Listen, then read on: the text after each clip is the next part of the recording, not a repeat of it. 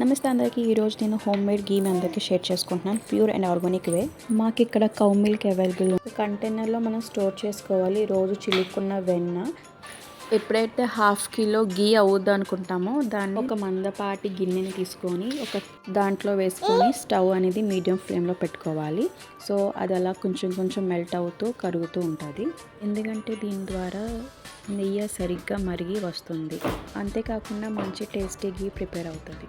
ఇంట్లో గీ ప్రిపేర్ చేసుకోవడం అనేది చాలా satisfy and we ensure that we are getting the quality గీ.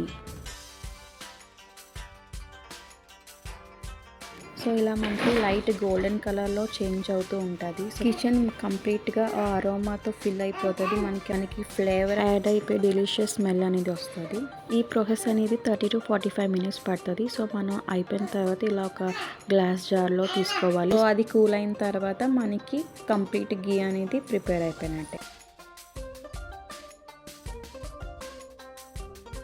ఇలా మాకు ఒక జార్లో వచ్చిన తర్వాత కూడా ఇంకా మాకు మిగిలి ఉంది. సో అది కూడా ఇంకా ఒక జార్లో తీసుకోవాలి. అండ్ ద ఫైనల్ లుక్ వచ్చేసి ఇలాగా ఈ కలర్లో చేంజ్ అవుద్ది కంప్లీట్గా కూల్ అయినట్టు. Thank you for watching. See you.